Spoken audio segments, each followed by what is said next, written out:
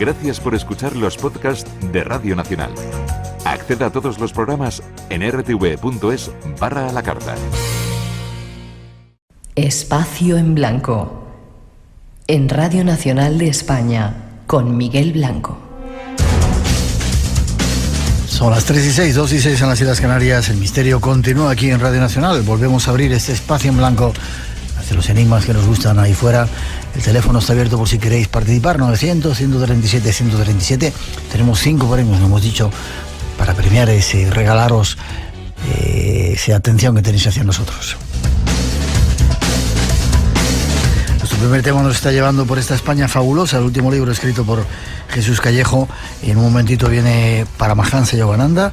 Y para terminar, no te voy a dejar que cuentes esa historia del aviador, aunque dices que es de los precursores de la aviación española, sí, y reconocido, ¿no? Nada, bueno, lo he contado en medio minuto, ¿no? Pero bueno, yo creo que son de estos grandes personajes casi anónimos, en este caso no, porque sabemos su nombre y sus apellidos, pero que antes de él ya hubo otros cuantos, ¿no? Y fueron pioneros, fueron estos locos, ¿no?, que se montaron en sus cacharros para intentar demostrar que se podía vencer a la gravedad. Algunos lo demostraron con su vida, ¿no?, dejándose los piños. Hubo un caso muy conocido, lo que pasa es que no tenemos el testimonio físico, ¿no?, que es el caso del maestro Rodrigo Alemán. Rodrigo Alemán era un tallista de primer orden, que es el que hace los coros de la Catedral de Zamora, también de la de Plasencia y la de Ciudad Rodrigo. Bueno, pues él cuando le capturan en Plasencia, bueno, porque el tío era un vividor, en fin, debía muchísimo dinero a la gente, y al final, pues bueno, pues le apresan y le meten en la torre de la Catedral de Plasencia. Y entonces el tío, que era muy ingenioso, ideó un aparato para escaparse, sobrevolar. ¿Sí? Sí, además hizo una dieta muy curiosa. Dice, yo solo quiero comer aves. Entonces él hizo una fórmula matemática. ¿Pero si se le pegaba? No, para calcular el peso de las plumas en función del ave que se comía. Entonces él lo pesaba. Entonces llegó a una especie de ecuación matemática diciendo, tantas plumas necesito en función del peso para hacer ese artefacto volador. Entonces él, metido allí en su torre, pues llega el momento, alrededor del año 1515, se lanza, sobrevuela el río Jerte, pero se mata. Entonces, a partir de ahí, desaparece. Esa es la versión oficial. La otra versión es que dice que es una muerte oficial y que él luego siguió haciendo sus tallas y sus historias. De hecho, las tallas que están en la Catedral de Plasencia, en el coro, son tallas de bastante procaces y lascivas, ¿no? O sea, que imagínate el concepto que él tenía de la iglesia. Dice que en la torre del Ayuntamiento de Plasencia hay un autómata al que llaman el abuelo Mayorga. Exactamente, sí, también vale, lo conozco. Pregunta también si conoces en San Pau una piedra que se llama la Piedra del Diablo. ¿Dónde? ¿En qué San Pau, en la provincia de Barcelona. No lo conozco eso. Vale. Reliquias. Te preguntan por algunas reliquias importantes que hay en nuestro país y que se puedan ver. Tenemos 5 minutitos antes de que llegue Paramahansa Yogananda. Pues intento ser muy rápido. Sí. Muy esquemático. A ver, reliquias tenemos muchísimas, es cierto. No hay catedral, no hay ermita ni santuario que no tenga sus reliquias. Otra cosa es que las puedas ver. Entonces yo voy a citar 2 sitios donde sí puedes ver reliquias, y además reliquias curiosas, extrañas, chocantes, ¿no? No estamos hablando solo de los Signum Crucis, sino de reliquias de estas que dices, bueno, qué sorprendente, ¿no? Y que incluso pues están avaladas, en fin, con alguna bula papal y cosas similares. Una de ellas está en el monasterio de Cañas, en La Rioja. Monasterio de Cañas. Sí, son reliquias que son la caña, se podría decir, haciendo un juego de palabras. En ese monasterio hay una sala de reliquias donde puedes ver, entre otras cosas, algunas de las cabezas de las 11.000 vírgenes, que eso ya de por sí ya tiene su historia, pero cabezas que están envueltas en unos paños así de colores y tal, y dicen que son algunas de esas 11.000 vírgenes que fueron decapitadas con Santa Úrsula, ¿no?, que es la que comandaba a todas estas 11.000 vírgenes. Bueno, teniendo en cuenta que la leyenda es falsa, te puedes imaginar que esas reliquias son igual, pero bueno, ahí está, ¿no?, las reliquias de esas cabezas decapitadas de 11.000 vírgenes. Y luego me encontré con una huella del caballo de Santiago, que eso ya tiene también su gracia, participando en la batalla de las Navas de Tolosa en el año 1212. Entonces dice que alguien, Pérez de Ayala, dice que recogió ahí una reliquia, que es la huella de la herradura del caballo de Santiago. Y ahí están también. No me digas que no son curiosas, además de otras cuantas. O sea que recomiendo que la gente que quiera ver unas cuantas reliquias que vaya al monasterio de Cañas en La Rioja. Y el otro sería el la Catedral de Coria. Estamos hablando de Extremadura, porque también me encontré unas cuantas reliquias. Ahí es donde, por ejemplo, está el famoso mantel de la Última Cena. que según las últimas teorías, ¿sí?, ese mantel estuvo también en contacto con la sábana santa de Turín, es una de las teorías que ha dicho uno de los investigadores. Entonces, bueno, que puedas ver ese mantel allí de cerca junto con otras reliquias, incluida el pañal del Niño Jesús, pues también me parece sorprendente. ¿El pañal del Niño Jesús? Sí, también está por allí. Así que ya tenéis 2 lugares donde se pueden ver, incluso se pueden fotografiar estas reliquias, porque en otros lugares las puedes ver, pero no te dejan fotografiarlas. Y son reliquias, como ves, de lo más curiosas.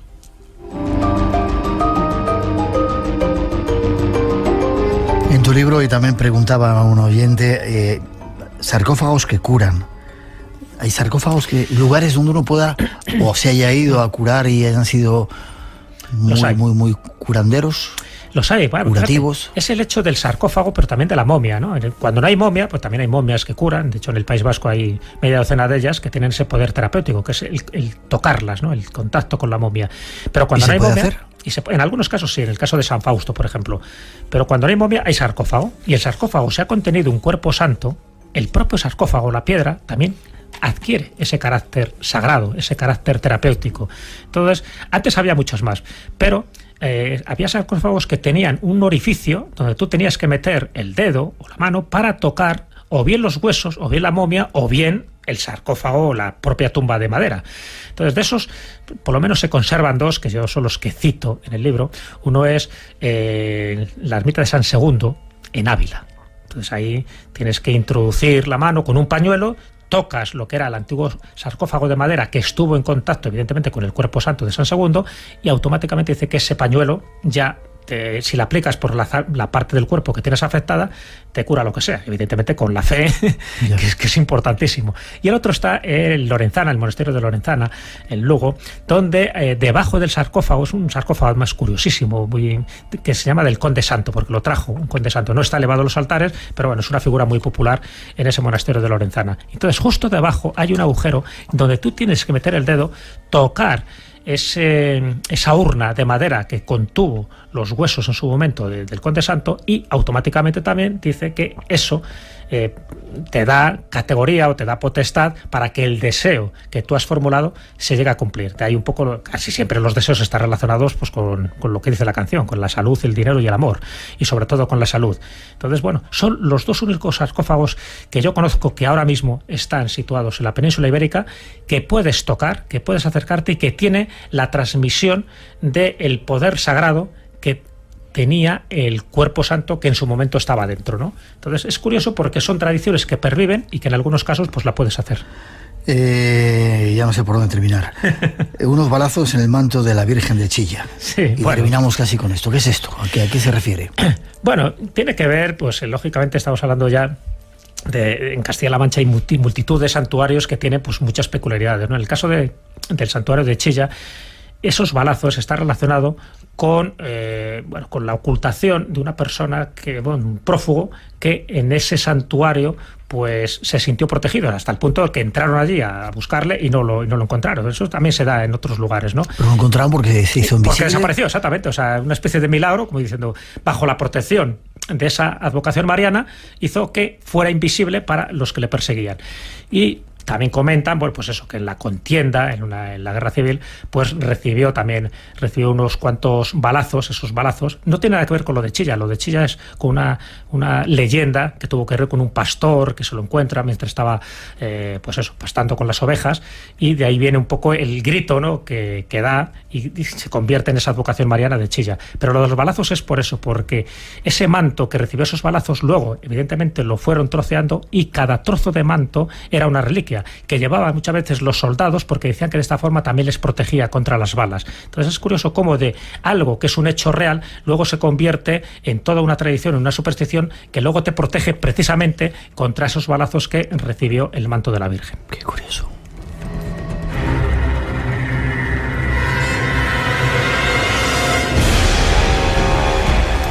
Y nos tenemos que ir, Jesús, casi nos tenemos que ir. Si tuvieras que resaltar un lugar de los muchos que te has pateado para hacer este libro, de cualquier tipo de característica, ¿cuál mencionarías?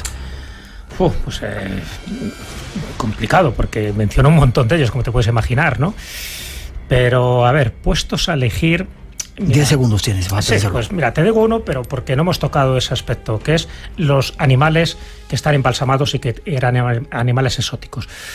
Por ejemplo, si te vas al santuario de Sonsoles, que es la patrona de Ávila, te encontrarás con un cocodrilo que está disecado. Eso es un esboto. Entonces es muy interesante porque en aquella época, cuando llegan, que son el siglo XVI-XVII, ese tipo de animales se consideraban que eran como dragones y que gracias a la Virgen habían sido salvados y por lo tanto se dejaba como recuerdo, como esboto, ese animal. Ahora ya sabemos que son caimanes y cocodrilos, pero en aquel momento se generaron muchísimas leyendas alrededor de ellos. Habrá que ir a verlos. Gracias por tu trabajo, por tu presencia aquí. Recomendamos como guía de viajes esta España fabulosa para este verano si queréis conocer lugares especiales. ¿Y forma de contacto contigo? Forma de contacto conmigo, pues a través de Facebook. Si teclean mi nombre, pues ahí tengo mi página personal y mi página profesional. Contesto todos los mensajes que me mandan y por supuesto pues la escóbula de la brújula, donde cada semana pues nos tienen ahí. Como siempre, un placer y un honor tenerte en el programa, Jesús. Muchas gracias, Miguel. Que sigamos viajando. Hombre, por supuesto. Todo lo mejor te deseo. Gracias. Gracias. 13:17, 2:17 en las Islas Canarias. El espacio en blanco continúa.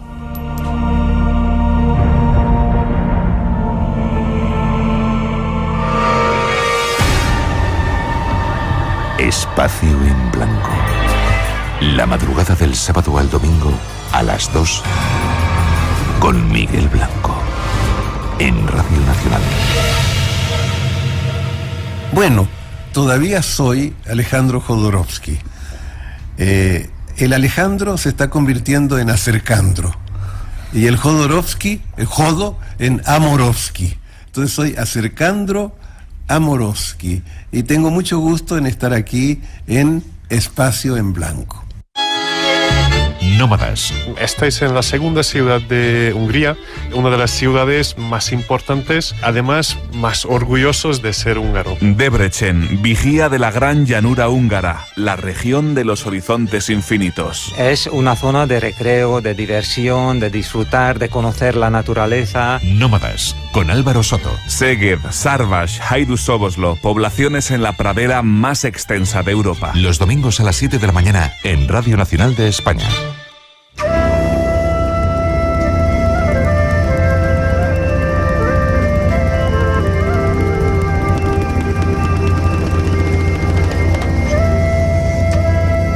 Hemos cambiado todos los planes que teníamos para esta semana para recibir a nuestros dos próximos invitados que se acercan al estudio, al Espacio en Blanco, para contarnos historias de un personaje que a lo mejor no conocéis.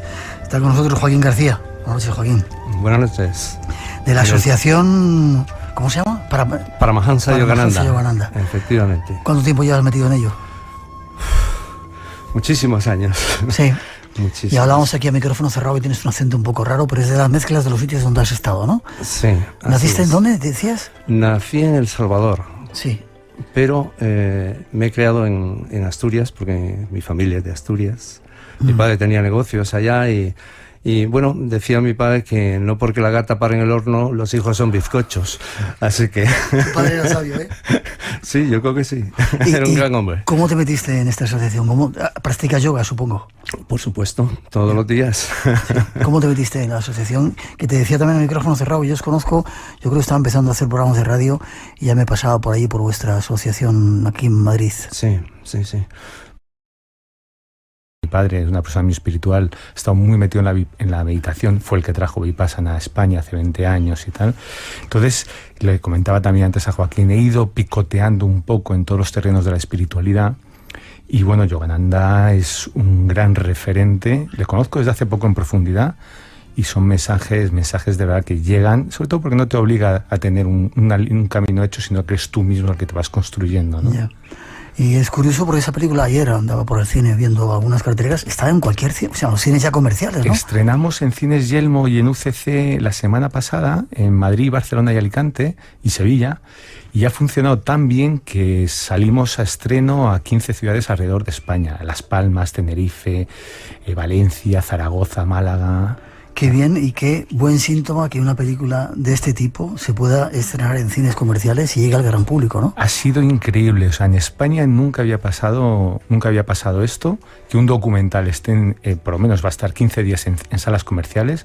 Hay que agradecer mucho a Yelmo Cines, han hecho un trabajo excelente, han impulsado, gracias a Fernando y a Eva, que son los directores, han apostado por el proyecto, no son gente que medite, no son gente que hace yoga, pero han visto la reacción del público, ¿no? Y que de repente lleguemos así a cines, estamos teniendo una demanda tremenda por muchos otros lugares de España, como Las Palmas y tal, para que se vaya estrenando, ¿no? Que llegue el mensaje. Qué bien. Igual es que estamos despertando, Es que estamos despertando. De cierta forma la gente, ya te decía, se está secularizando más, pero con una necesidad ávida de espiritualidad. Y Yogananda, por lo menos a través del documental, te hace despertar. Luego eres tú el que, ya reconociendo los mensajes, es el que vas a ir buscando tu camino, pero imprescindible verla. La han recomendado como una de las 10 mejores películas documentales que hay que ver antes de morirse, ¿no? Apuntamos. Estos son nuestros invitados y este es el personaje. Ahora os queremos poner un pequeño retazo de quién es y vamos a contaros un poco su vida. Para quienes conocieron personalmente a Yogananda, tanto su propia vida como su carácter constituían convincentes testimonios de la fuerza y autenticidad de la antigua sabiduría que él ofrecía al mundo. Innumerables lectores de su autobiografía han manifestado que esas páginas irradian la misma autoridad que emanaba de su persona. Escribe Autobiografía de un Yogi en 1946, quizás su obra más conocida, y es posible que la que haya tenido más beneficios o aportado más beneficios a Occidente. ¿Por qué crees que tiene tanto valor este trabajo, esta obra suya? Hombre, tiene tanto valor porque se ha convertido en un libro clásico. Autobiografía de un Yogi se ha traducido a más de 28 idiomas, está continuamente reeditándose y mucha gente está redescubriendo no solo la figura de Yogananda, sino todo el misticismo oriental gracias a esta obra. De hecho, hace unos cuantos años se establecieron cuáles eran las 100 obras más importantes del siglo XX, creadas, o por lo menos la lista establecida, tanto por teólogos como por filósofos. Bueno, pues una de las obras principales dentro de las 100 más importantes de toda la humanidad era esta Autobiografía de un Yogi.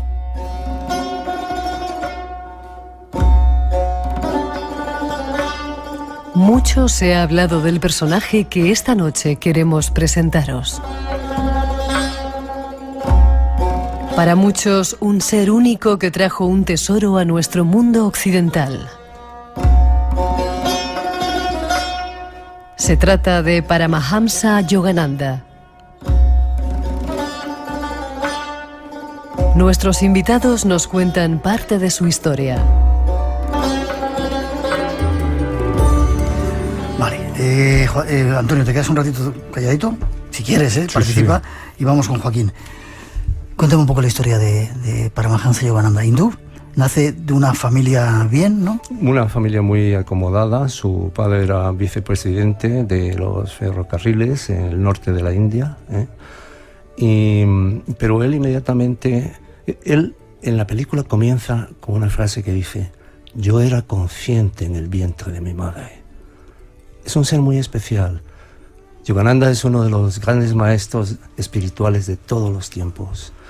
Y desde pequeño manifiesta eso. Y tiene experiencias espirituales que él narra en la Autobiografía de un Yogi. Y como sabes, es el libro más conocido de él. Uh-huh. Y él narra cómo desde pequeño él tenía experiencias espirituales. ¿De qué tipo? Desde tener... ¿Levitaba? ¿Tenía ese tipo de cosas que llaman la atención nos llaman la atención a los seres humanos? Pues, por ejemplo, él veía cómo había sido su vida anterior en los Himalayas. Él tuvo una visión de los yogis de los Himalayas porque ansiaba llegar a Dios. Y otras personas que estaban ahí, como su madre, que era una persona muy elevada espiritualmente, pues pudo tener esa conciencia de lo que él estaba viendo en aquel momento, ¿no? Sus padres habían sido iniciados en el Kriya Yoga, que es la ciencia espiritual y las técnicas espirituales que Yogananda trajo a Occidente, uh-huh, a través de el maestro de su maestro, que se llamaba Lahiri Mahashaya. Y este ser tenía una fotografía en su casa y él podía ver cómo esa fotografía se salía del cuadro y podía hablar con él. ¿Se salía del cuadro? Se salía del cuadro de la foto y tomaba vida propia, ¿vale? Dice él que efectivamente cuando iba a tocarlo, entonces se volvió otra vez a la foto. Pero él tenía desde muy niño, estamos hablando de 5 o 6 años, ese tipo de experiencias. Incluso antes de conocer a su maestro, él tuvo experiencias de samadhi. lo que se llama de unión con la divinidad. No había alcanzado toda la perfección que debía, porque todo maestro, incluso Cristo, en el Evangelio dicen, él crecía en estatura y en espíritu, dicen de Jesús. Y los maestros también tienen que hacer un esfuerzo, porque su vida en gran medida es un ejemplo para nosotros. Entonces tienen que esforzarse. Aunque ellos puedan estar en un nivel de conciencia distinto, se mantienen en este plano, porque si no, no darían ejemplo. Una anécdota. Por favor. Cuando él fue a la India en 1936 y volvió, sus discípulos le habían construido una ermita para él, al lado del océano, en Encinitas, en California. Y él, antes de llegar ahí, porque le iban a enseñar, le iban a dar una sorpresa, empezó a ver aquello y le dijo a Dios, como madre divina, le dijo, no quiero verlo, ¿sabes? Porque quería expresar humanamente todo el respeto, la emoción, el agradecimiento que tenía a aquellos que habían hecho ese gesto. Los maestros están viviendo en esos dos planos que nos resulta difícil para nosotros entender a veces.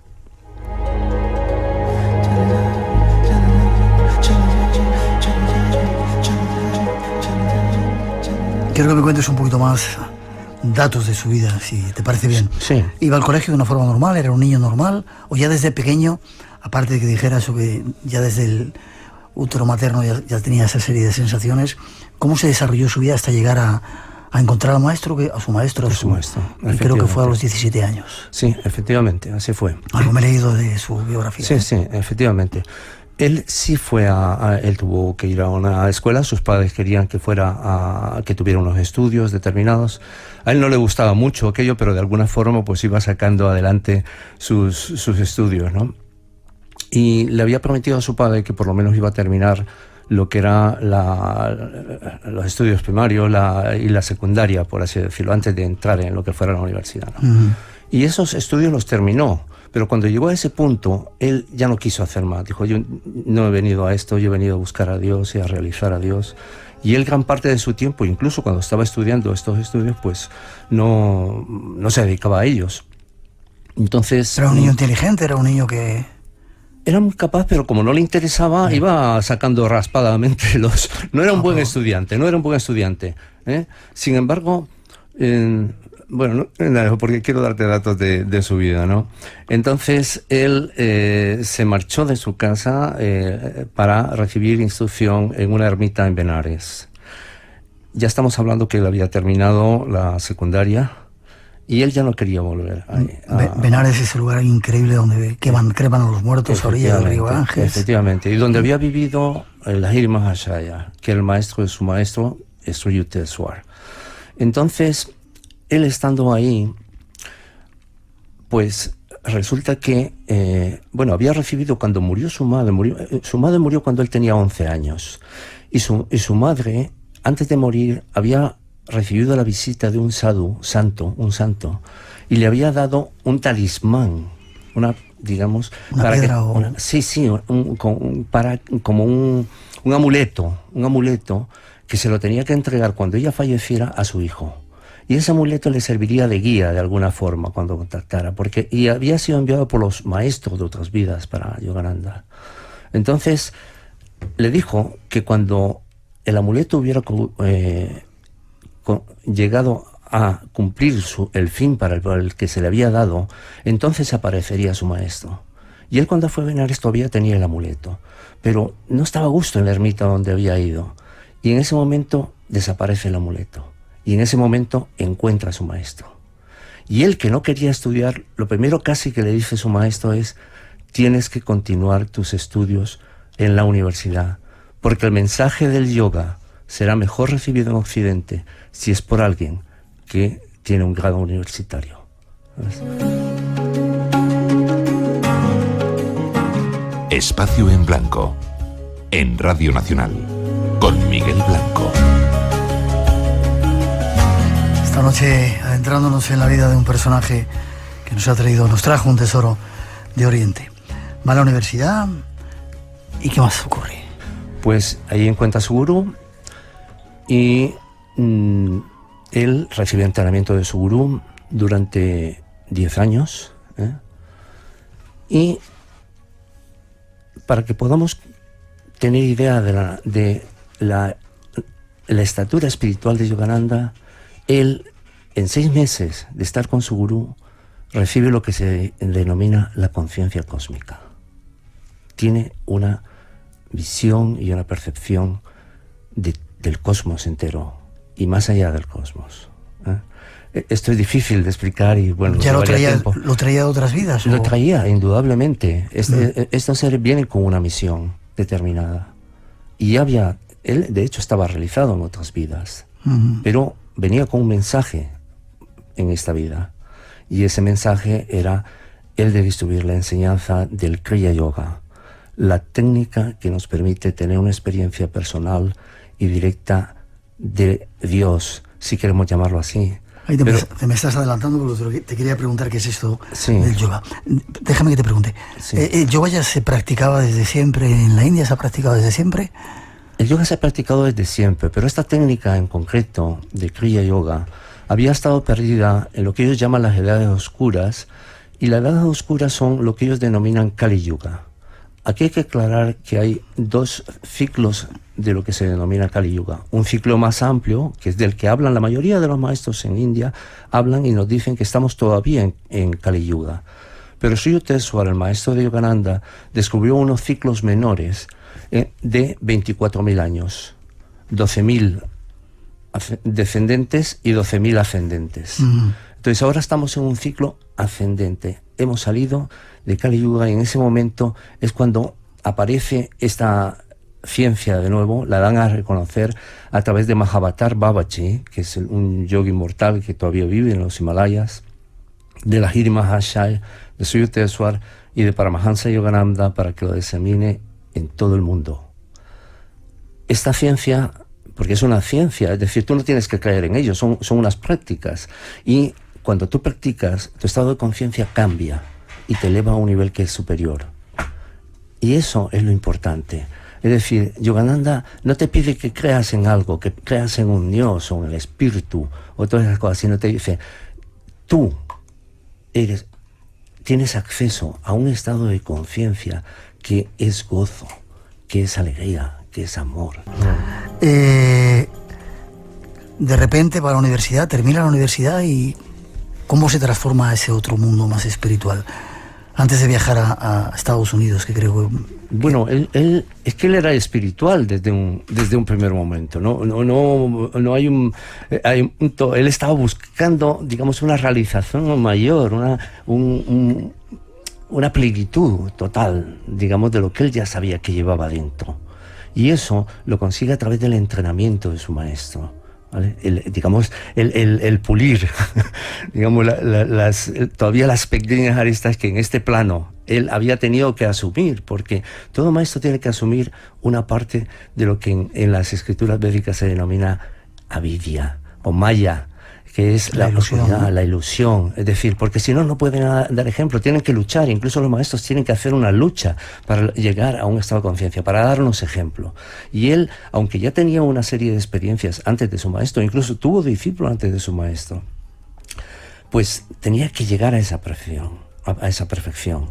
Entonces, los años que estuvo con su maestro son los que le preparan para esa misión mundial que luego va a realizar. ¿En qué parte de la India estuvo con el maestro?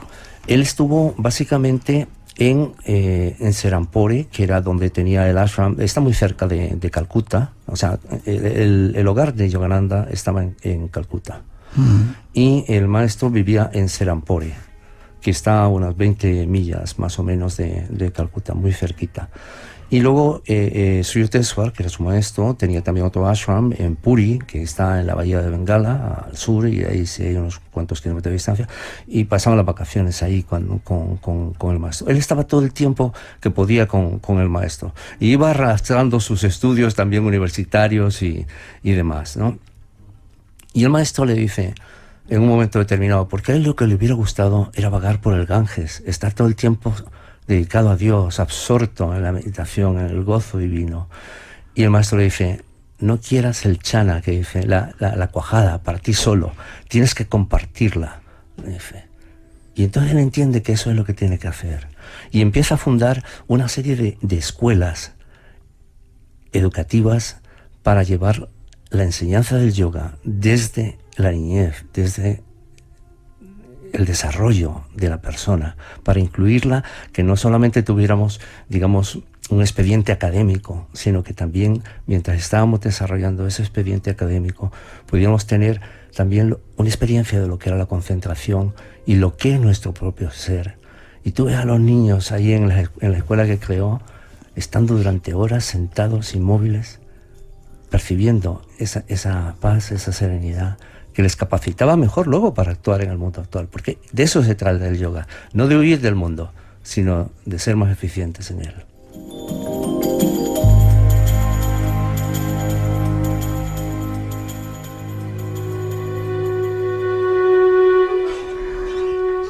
¿Has visto, Antonio, cómo se va apasionando Joaquín? Impresionante. Cómo le cambia la cara y todo. Yo le estoy diciendo, nos queda poco tiempo, se enfadan luego los oyentes, porque os meto prisa, pero es que la radio es tiempo, básicamente. Estás pintando, como casi siempre que se habla de la India, algunos que habláis de la India, una India muy bonita, muy espiritual. Últimamente la India, yo he estado últimamente y no he visto peleas más terribles que en la calle, en la India, en Bombay. En Benares he visto imágenes que para nada tienen que ver con la espiritualidad. ¿Se ha terminado esa espiritualidad o es que hay que buscarla de otra manera? No, la espiritualidad sigue existiendo en la India, pero la India está en este mundo y tiene su propio desarrollo. Y la India ahora está tratando de imitar a Occidente, de hacer un montón de cosas que no son las que le mandan sus tradiciones. Pero eso no quiere decir que no haya maestros en la India ahora mismo, ¿eh? Que no siga existiendo esa espiritualidad. Vale. Claro que sí. Claro Vale. que sí. Te sigo preguntando. Maestros ha habido muchos conocidos, que luego se ha descubierto que buscaban o poder o dinero, sexo. ¿Cómo diferenciarlos? Pues mira, Cristo dijo, por sus frutos los conoceréis. Y esa es la clave. Si un maestro te lleva hacia ti mismo, que no busca nada para él, y que lo que busca es tu propio desarrollo, tu bienestar por encima de todo, cuando te da un amor incondicional, más allá de lo que puedas comprender, entonces no te queda más remedio que admitirlo eso. Mira, Yogananda, cuando fundó la escuela esa de Ranchi, donde nos habíamos quedado un poco hablando de eso, en un momento ya tenía una escuela establecida, y en ese momento va a meditar un día y tiene una visión, y Dios, o como quieras llamarlo, el espíritu, lo que sea, le dice que tiene que ir a América. En 2 horas deja todo, absolutamente todo, y se marcha. Le daba mucha pena porque tenía ahí no sé, el fruto de su esfuerzo y de la ilusión que había puesto en aquello. Pero lo deja todo, absolutamente todo. Y llega a América y se va a hospedar en una residencia de estudiantes, la Inca. Y va a un cuarto sencillo donde no conocía a nadie, donde había una pequeña cama, un sillón, nada. No tenía nada. Y ahí recomienza su vida. Y ahí recomienza su vida para llevar el mensaje del yoga a Occidente. Espacio en Blanco. Tu cita con el misterio en Radio Nacional. Esta noche una cita con Paramahansa Yogananda para daros unos pequeños datos de este personaje. No sé en qué momento se encuentra con los Beatles o con gente famosa, ¿no? Los Beatles estuvieron con él, por lo menos George Harrison. Sí, bueno, básicamente, más bien los Beatles se encuentran con Yogananda. Ellos no conocieron, que yo sepa, directamente a Yogananda. Los Beatles habían ido a la India buscando pues también la espiritualidad, y de hecho contactaron con, parece que con Mahesh Yogi. Pero también contactaron con Ravi Shankar. Y Ravi Shankar sí había conocido a Yogananda. Y estas personas, los Beatles, que estaban buscando espiritualidad, pues le preguntan a Ravi Shankar, y Ravi Shankar les entrega la autobiografía de un yogi. Y al que se ve principalmente tocado por ella es George Harrison. Y entonces él ahí empieza a trabajar con el mensaje de Yogananda para su propia vida, le cambia la vida. Él dice que si no hubiera sido por este libro, su vida hubiera sido un desastre. Le dio sentido a su vida, como nos lo ha dado a millones de personas realmente. Y entonces él decía que tenía un montón de autobiografías en su casa, y cuando llegaba alguien y le veía preocupado, tenía algún problema, lo encontraba desorientado, le daba la autobiografía de un yogi, ¿sabes? Tú me has visto preocupado, que me la has regalado también. No. Pero cualquiera se puede ver enriquecido realmente con la autobiografía. Déjame que te cuente, te decía micrófono cerrado, yo conocí este libro, yo creo que en Italia un amigo mío hace 300 millones de años me lo regaló en italiano. Luego tengo uno muy antiguo, de antes de que naciera Yogananda también, que me lo regalaron como una joya, que lo tengo en mi casa, y un tercer ejemplar como este, que ahora es el cuarto que tengo, que aprovecharé para leer. Me alegro mucho. Hablando de libros, el creador de Apple decía que era el único libro que tenía en su... El iPad. El iPad. Sí. Steve Jobs respetaba tanto y le impactó tanto este libro, que no solamente era el único libro que tenía en su iPad, sino que él, que era un hombre muy minucioso, muy detallista de todos los sentidos, porque era un perfeccionista nato, él planeó su funeral. Y en su funeral eligió las personas que tenían que cantar.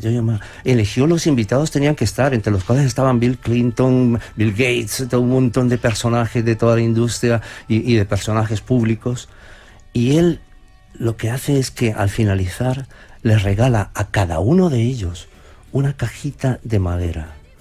¿Y qué se encuentra en la cajita de madera? Pregunto, ¿qué había dentro? La autobiografía de un yogi. Qué curioso.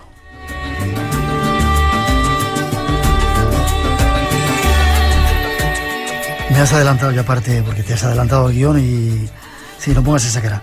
¿Cuáles son las enseñanzas de Paramahansa o Yogananda? ¿Qué pueden... ¿Para qué puede servirnos a la gente occidental como nosotros que andamos con prisas? ¿Qué significa ese yoga que él ha desenterrado, ha vuelto a la luz después de ese periodo de oscuridad? Mira, el mensaje de Yogananda es que todos los seres humanos, sin excepción ninguna, somos almas inmortales, unas con el espíritu. Y eso significa que dentro de nosotros existe un potencial de gozo, de bienaventuranza, de estar por encima de todas las cosas que suceden en este plano. ¿Puede ser un poco malo? Sí. Eso lo dicen 300.000 maestros, lo he escuchado últimamente decir por multitud de gente. Pero ¿cómo se llega a eso? Ese es el tema. Se llega a través de las técnicas que nos dio, porque Yogananda no solo habló de estos altísimos y elevados, digamos, metas de la humanidad. Hay que entender también que el espíritu es, en India lo definen como Satchitananda, siempre existente, siempre consciente, siempre renovada alegría. Esa es nuestra verdadera naturaleza, y nosotros estamos ofuscados en este mundo a través de todas las trampas de la mente, del cuerpo.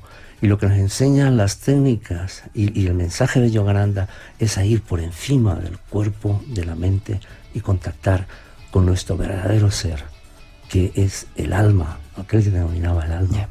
Y Kriya Yoga es un método práctico y científico que cualquiera puede practicar independientemente de creencias, incluso puede ser un ateo, porque sin dogmas, sin obligaciones. Sin obligaciones. Pero tienes que practicar, claro. Es la única obligación. Es la única obligación. Si tú no practicas no puedes conseguir absolutamente nada, ¿no?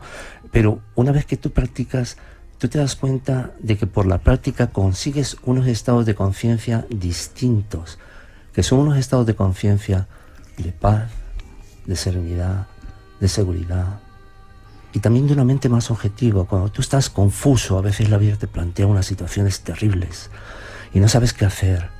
Y si tú entras en ese estado a través de las técnicas que nos enseñó Yogananda, entonces tú empiezas a ver con mucha mayor claridad, y además desde un estado de conciencia sereno, porque él decía, no importa lo que te pasa, sino en lo que tú te transformas a través de lo que te pasa. Y eso es esencial, ¿sabes? Entonces él nos ha dado unos instrumentos y unas técnicas que son, por un lado, muy sencillas, sin embargo, muy difíciles de practicar con perfección, pero indudablemente producen unos efectos incontestables para cualquiera que los quiera probar. 2 minutitos antes de acabar y hablar un poco de la película.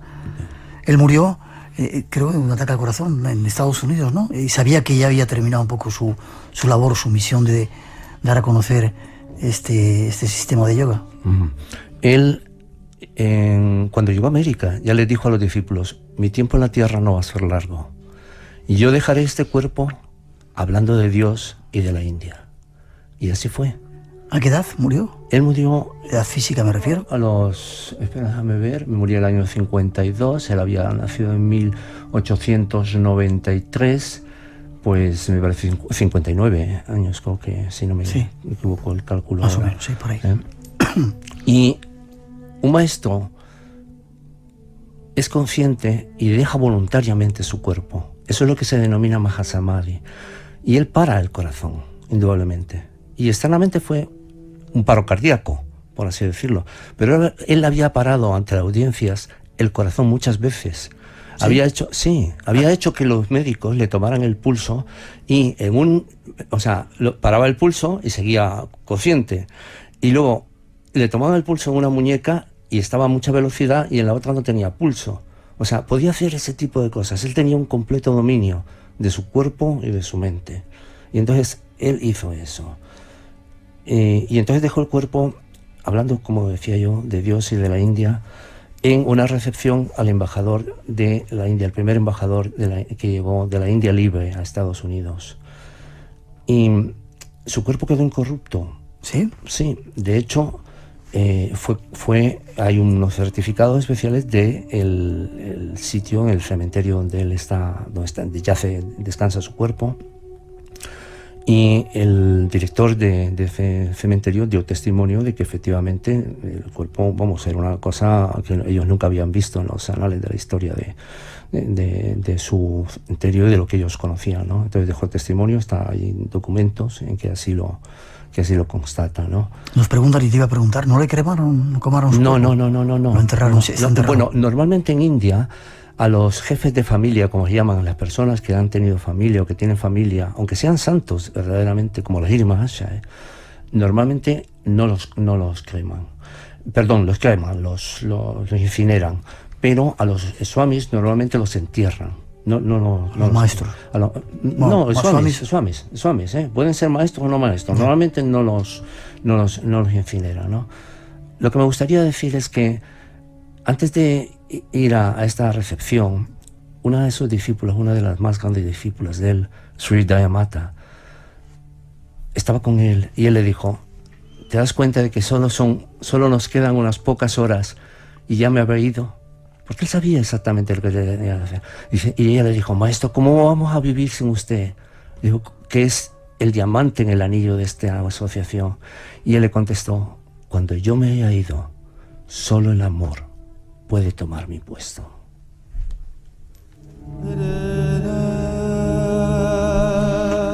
Y ha dejado no solamente esa enseñanza, sino organizaciones a las que tú perteneces, sí, y escuelas por todo el mundo, ¿no? Efectivamente. Self-Realization Fellowship está extendido ahora por más de 170 países, yo creo, en estos momentos, en los cuales hay centros, círculos de meditación.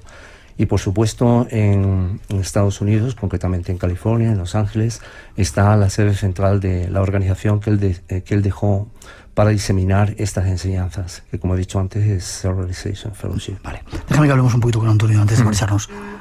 ¿Habéis hecho la película? Bueno, se ha hecho la película.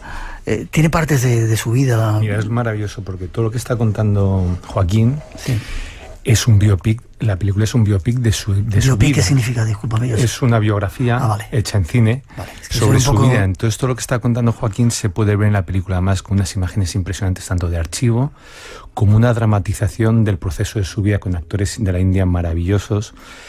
Y bueno, entonces, y aparte, una cosa que es espectacular, la película está doblada al español por Rafael Álvarez el Brujo. Wow. Y él hace de narrador de Paramahansa Yogananda. Eso en el cine, mira, de pensarlo se me ponen los pelos de punta. Eso en el cine, en 5.1, la voz de Rafael, con esa profundidad, es impresionante. Yo quiero verlo eso. Es una película alucinante. Y para todos yo sé que tienes muchos oyentes de Latinoamérica, y no sé si la película llegaremos a distribuirla tan lejos. Sé que ha estado en México, ha tenido mucho éxito, no con el doblaje en español que hemos hecho, con 30 actores maravillosos, pero de aquí a un mes estará en la propia web de antropodox.com la película para que la puedan ver en streaming o en downloading, o sea, para llegar a a los hispanoparlantes, ¿no? En este Ahora damos alguna dirección para hacerlo.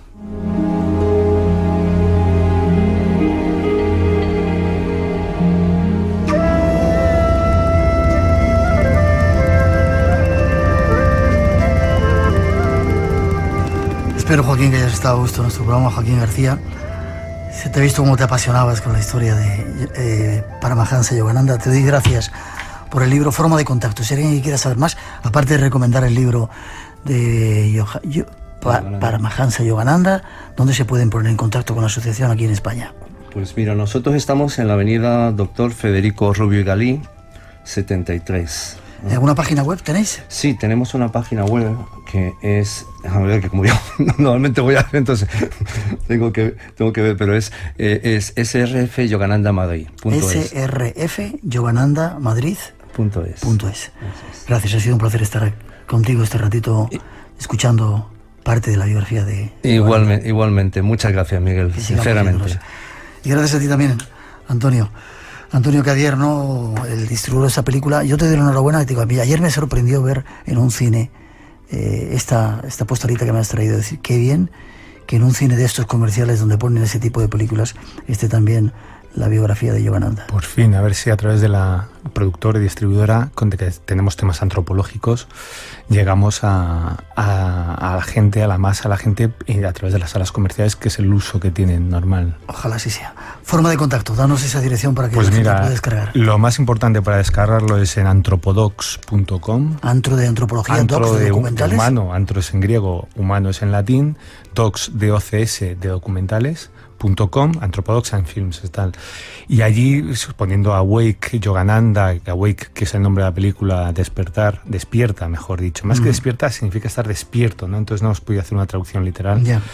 Y ahí poniendo www.antropodox.com /Awake Yogananda, pues se podrá acceder al vídeo on demand. Ahora para ver los horarios de los estrenos en toda España, que estarán hasta la semana que viene máximo. Y luego ya para verlo... También hay una nueva plataforma que se llama YouFilm, que hay mucha gente que nos ha pedido en pequeñas ciudades que no puede llegar la película porque no llegas a las comerciales. Ellos pueden crear un evento para proyectar la película también. Nos estamos intentando llegar a todos los medios. Que llegue a mayor cantidad de gente. Gracias por el esfuerzo.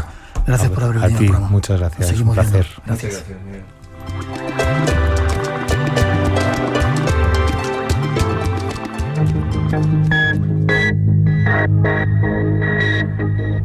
Yogananda, uno de los maestros del yoga. ¿Tú haces yoga, verdad? Sí. ¿Rosa? Hola, ¿qué tal, Miguel? Buenas noches. Sí, cuando puedo. Vale. Pues ahí estaba, un poco un esbozo un retazo de la vida de Paramahansa Yogananda. ¿Qué tal han ido las redes sociales hoy? Muy bien, muy moviditas. Parece mentira, pero no hay nadie de vacaciones en Espacio en Blanco, ¿eh? Están todos ahí atentos y siguiendo los dos temas, tanto a Jesús Callejo, que además nos han aportado un montón de información que le vamos a pasar a Jesús sobre un montón de leyendas que hay en pueblecitos, ¿no?, de cada uno de ellos, y ha estado muy, muy interesante. ¿Ganadores? Tenemos 5, como siempre: Luis España, de la Línea de la Concepción, de Cádiz; Vanessa Álvarez, de Asturias; Carmen Montero, de Villanueva de Gómez, Ávila; María Ángeles Barbera, de Facebook; y Pepe Tomás, también del grupo de Facebook. Vale, y agradecer, nos mandaba Ramón Álvarez alguna lista de las personas que se interesan por los recuerdos del Espacio en Blanco. Sí. Y tenemos un WhatsApp también. Tenemos un WhatsApp donde podéis poneros en contacto con Ramón para rescatar viejas entrevistas, programas o relatos, que es el 652-035934. Espera, repite, 652 035934. Ese es el teléfono de nuestro WhatsApp. Gracias, Rosa, felices vacaciones. Te vas a las Islas Afortunadas a pasarlo por ahí. Nos vemos prontito en la próxima temporada. Muy pronto, Miguel, pásalo bien tú también. Gracias.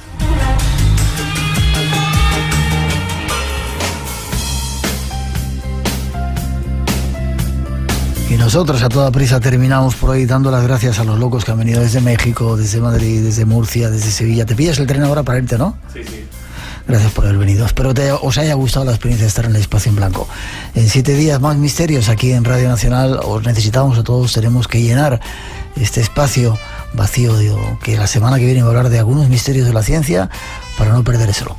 Y con la recomendación de que sigáis en esta sintonía, hasta las 4 os dejamos con un poquito de nuestra mejor música y el deseo de que volvamos a encontrarnos aquí en el Espacio en Blanco en 7 días. Cuidaros, feliz semana.